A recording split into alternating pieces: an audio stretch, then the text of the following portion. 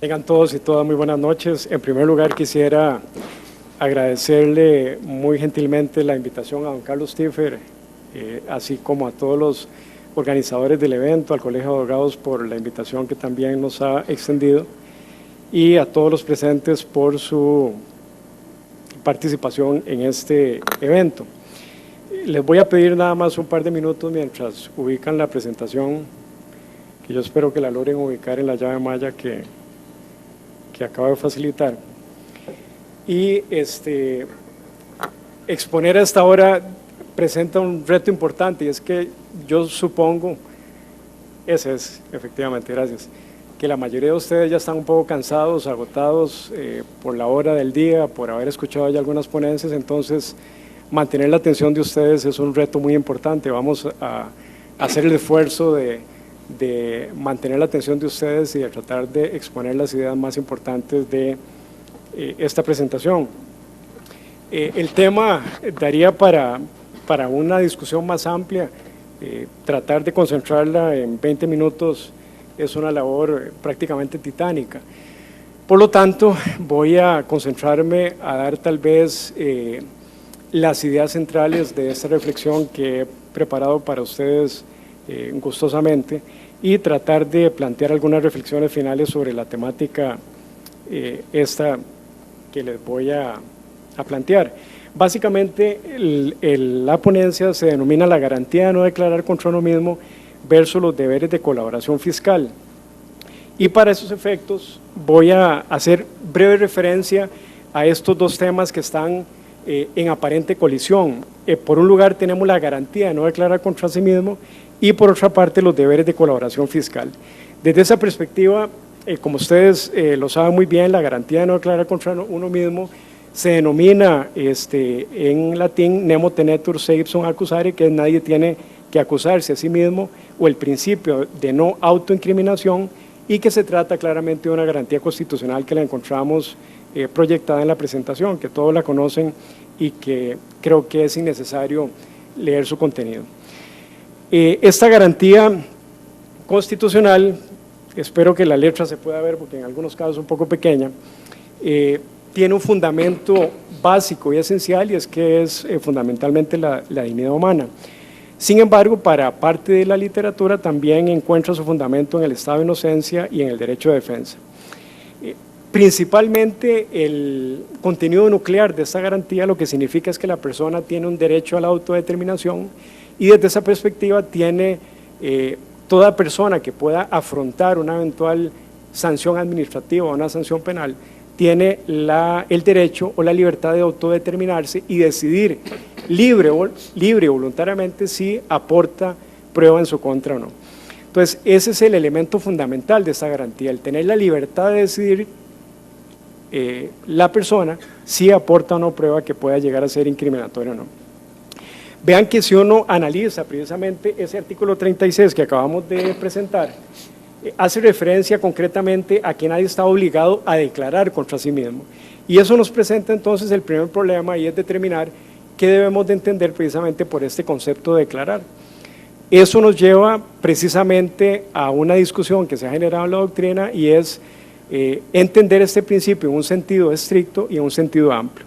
En un sentido estricto estaríamos hablando básicamente de un declarar en un sentido literal, tal y como se entiende en el vocablo común, y estaría referido básicamente a ese acto verbal de emitir una declaración. El sentido amplio de la garantía que estamos haciendo referencia estaría referido más bien, o estaría vinculado como un derecho a no autoincriminarse, precisamente como un derecho a la pasividad. Y precisamente ahí es donde encontramos el eje central de esta distinción o de este concepto en sentido amplio, y es precisamente cuáles son los límites de esa pasividad, es decir, hasta dónde llega ese derecho a la pasividad que ostenta toda persona que puede verse sometido a una sanción administrativa o penal. Desde esa perspectiva, entonces, tendríamos que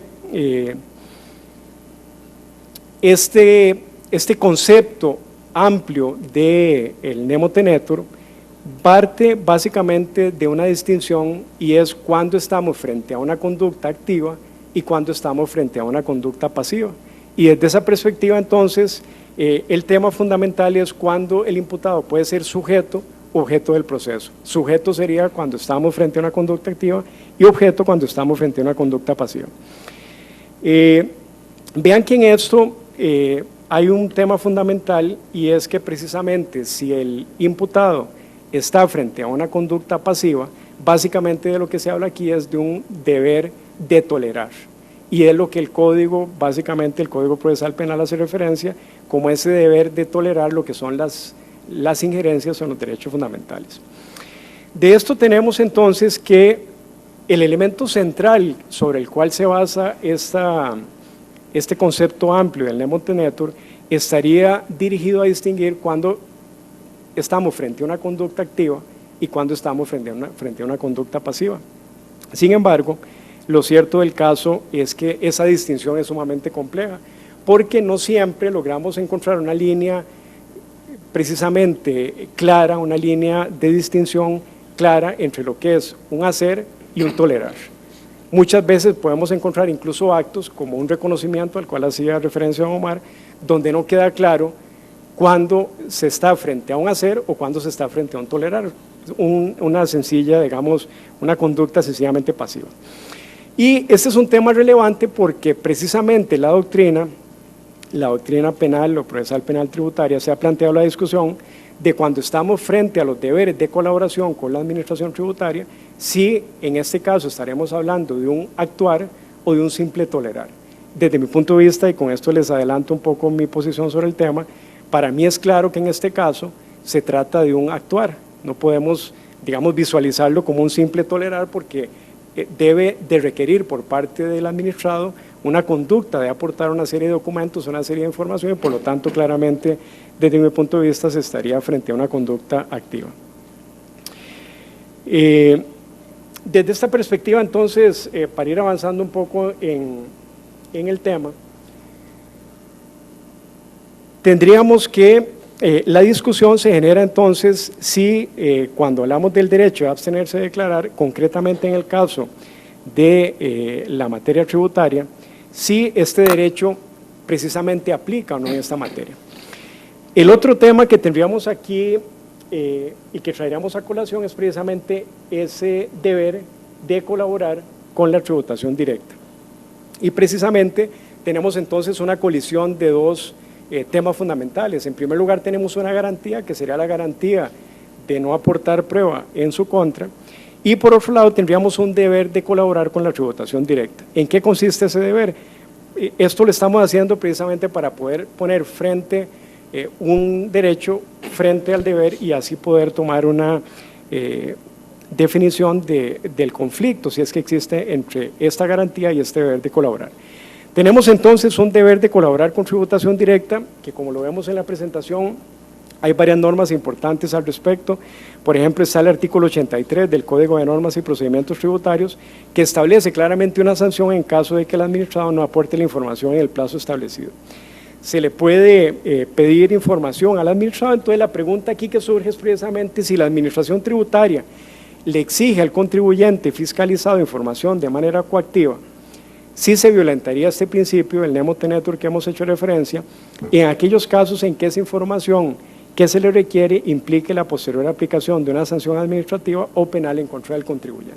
Entonces ahí tenemos el tema claramente delineado de cuál es la discusión que se estaría generando acá. Es decir, a una persona se le inicia un procedimiento de esta naturaleza, que es un procedimiento administrativo inicialmente, y la pregunta es, se le hace ver al administrado que tiene que entregar información dentro de un plazo respectivo y que si no entrega esa información se le puede llegar a imponer una sanción.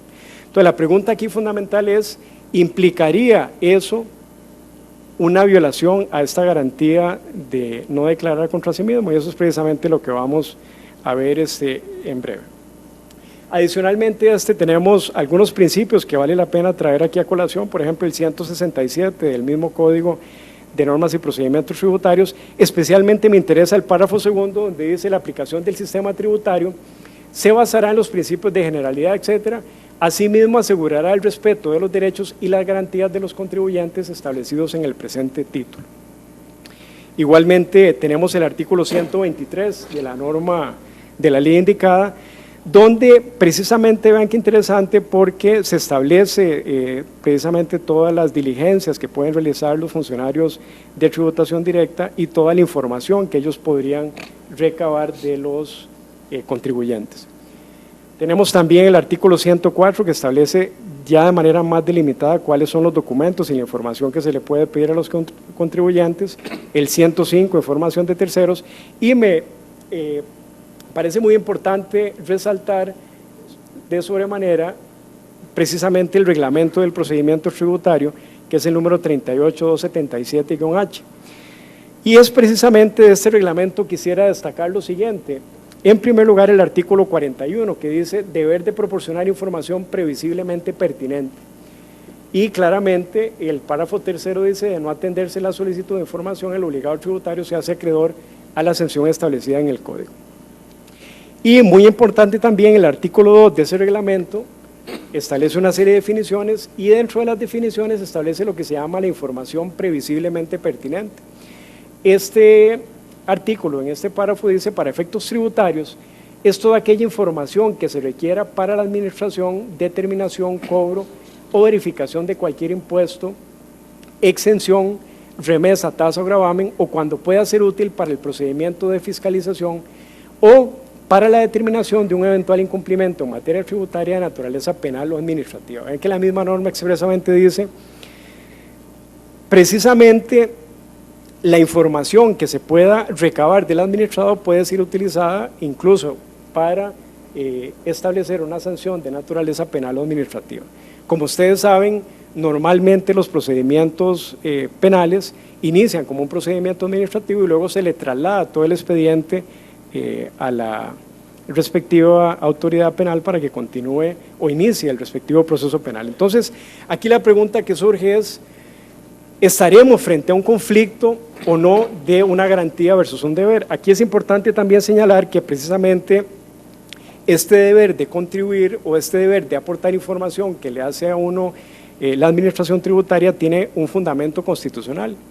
Entonces se ha dicho que hay una colisión entre dos temas constitucionales. Por un lado, la garantía de no declarar contra sí mismo, que ya vemos en el artículo 36, y la obligación de aportar con las cargas públicas, etcétera, de la cual se deriva esa obligación de aportar información. Vean, sin embargo, que la derivación en un caso es directa. En el caso del artículo 36, la del nemo tenetur es una derivación directa, es un fundamento constitucional directo. En el caso del deber de colaborar con la información es una derivación inmediata o indirecta, por cuanto no hace referencia expresa a ese deber de aportar información. Entonces aquí la pregunta que surge es: ¿habrá una colisión de una garantía versus un deber o serán de alguna forma compatibles ambos institutos que hemos mencionado? Sobre esto la doctrina tiene diferentes posiciones. Encontramos una primera posición que dice, bueno, tenemos que analizar el ámbito de aplicación temporal de la garantía del nemo tenetur. ¿A qué se refiere esto? Si ya hay un proceso penal abierto o un proceso administrativo sancionador contra la persona, evidentemente la garantía tendría aplicación. Creo que en ese caso la mayoría de los que estamos acá o la totalidad estaremos de acuerdo en que no habría discusión en cuanto a la aplicación de esta garantía. Sin embargo, la pregunta que surge es más bien la siguiente: ¿qué sucede si no se ha abierto un proceso penal o administrativo sancionador y a una persona, a un administrado, llega a la administración tributaria y le dice: páseme esa información, tráigame toda la información que usted tenga sobre el tema de este tributario, sabiendo el administrado de antemano que si no aporta la información le pueden poner una sanción, y además sabiendo que la mayoría de las veces tributación directa no solo le va a hacer una liquidación de la deuda tributaria, sino que le puede cobrar multas, intereses, etcétera, lo cual al final de cuentas va a implicar una sanción administrativa. Entonces aquí es donde se presenta precisamente la discusión fundamental. Desde mi punto de vista, aquí debería de prevalecer la garantía del artículo 36 de la Constitución Política. Esto obviamente que genera también en la doctrina una serie de preocupaciones importantes de decir, bueno, si esta garantía prevalece, esto obstaculizaría seriamente las labores de fiscalización de la administración tributaria. Sin embargo, a mí me parece que en este caso lograr una compatibilización de ambos,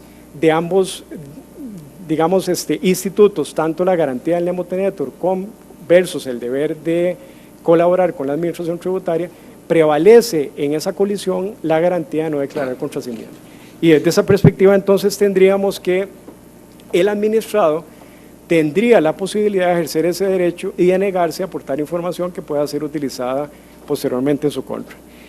Como les digo, el tema no es pacífico, hay diferentes posiciones en la doctrina y un tema que de manera adicional se discute en estos casos es, bueno, el administrado está obligado a aportar esa información, sin embargo lo que se debería discutir no es tanto si está obligado o no, sino cuáles son los efectos de esa información que aporta en este procedimiento administrativo.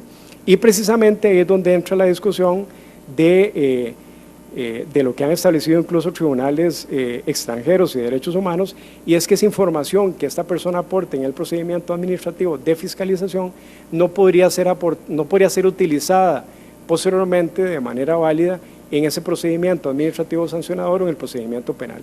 Es decir, esa prueba sería nula y no podría ser utilizada como tal en el proceso administrativo jurisdiccional posterior. Esto evidentemente que podría significar, digamos, una ventaja importante para el imputado en ese proceso penal, sin embargo, yo siempre tengo mis reservas en cuanto al tema de la declaración de nulidad, por cuanto, tal y como lo ha discutido la doctrina, también esto tiene un efecto complicado, y es que se declara la nulidad, pero la prueba permanece ahí. Y esto evidentemente ya no desde el punto de vista legal, sino desde el punto de vista psicológico, podría tener efectos importantes en la psiquis del juzgador que vaya a resolver finalmente el tema. Básicamente yo creo que así corriendo y poniéndonos las tenis para tratar de terminar el tema dentro del tiempo previsto, esas serían a grandes rasgos las reflexiones que quería compartir con ustedes, y cualquier cosa ahí podemos ampliarlo ahora por vía de preguntas o comentarios. Muchas gracias.